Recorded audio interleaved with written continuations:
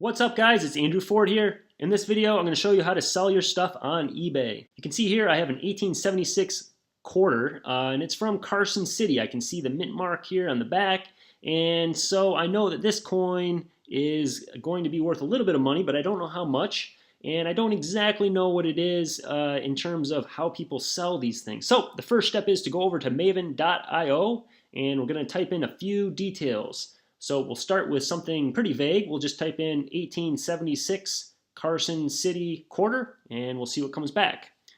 And you can see here it found a lot of results. It looks like an average price of around $40, but if you click through some of these results, you can see that people have sold them for more money and for less money. It depends on the condition, it depends on if it's graded. But what we're doing here is we're just going to check out a few examples and kind of see what it's going to go for. Mine is in pretty good condition, so I'm guessing it's probably going to go for around that $40 mark, maybe a little bit below because it has a big gash across the front, if you notice that, but it should be around that price range. The other thing I want to look at is what words people are using to describe this quarter.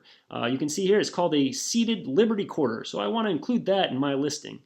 You can also click on and see at the top what they're currently selling for versus what they've sold for. Remember, they're two different things. People can ask for whatever price they want, but at the end of the day, we really care about what it actually sold for. So I encourage you to click on the sold category and check out what people actually got for that coin.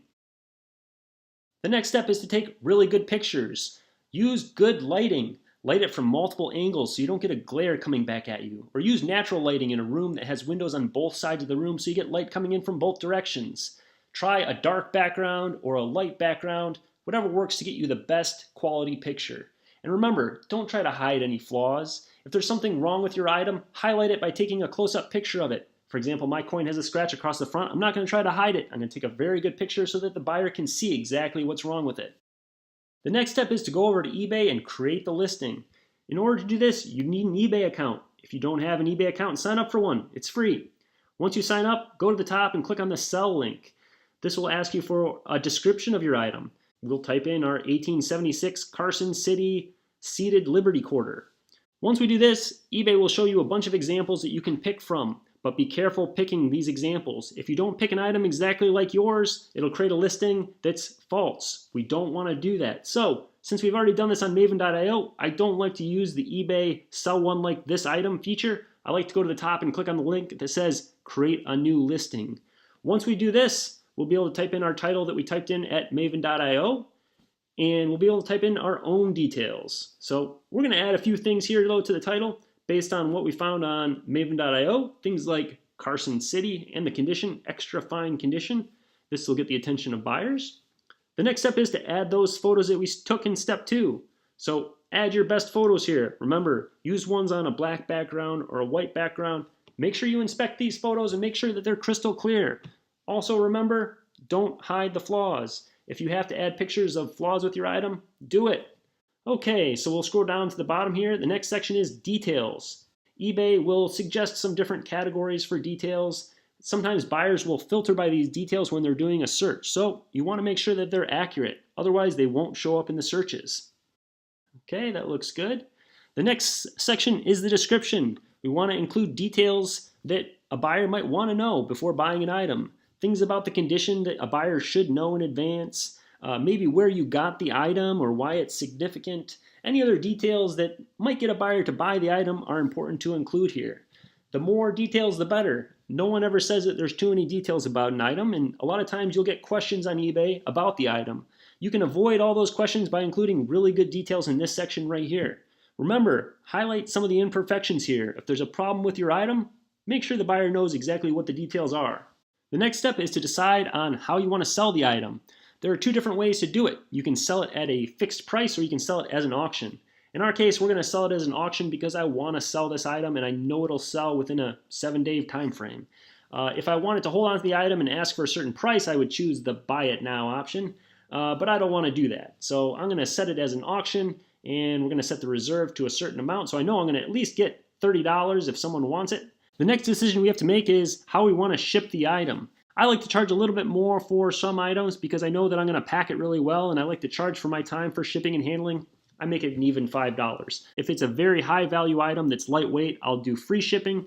Okay, and then we're going to click on the preview and just check out our listing and make sure everything makes sense. We're going to go through our description, make sure there's no typos. We're going to look at the item details and make sure there's nothing wrong. We're even going to check the pictures and make sure that we didn't upload something that we shouldn't have. So if everything looks good, we're going to click the List It button at the top and it will become an active auction. eBay is going to ask if we want to do easy pricing, and this will automatically discount the price if the item doesn't sell. I don't like to do this. If it doesn't sell, maybe I'll change my listing, maybe I won't sell it. Okay, so this is the listing here. It's active, and I'm just looking through it here. I like to double check my work and make sure everything is good. The next step is just to wait for the item to sell. At the end of the 7-day time period, if you do an auction, you should have someone buying your item. The eBay mobile app makes it really easy to get alerts when someone bids on your item or buys your item, but you'll also get an email from eBay as soon as your item sells. Once it sells, you have to wait for payment. You can log into eBay and at the top of the screen you'll see alerts. Once you see that the item has been paid for, it's time to ship it. Packing and shipping your item is easy if you follow these simple steps. Use the eBay app to print your shipping labels. Scroll down the page and click on the Print Shipping Label button.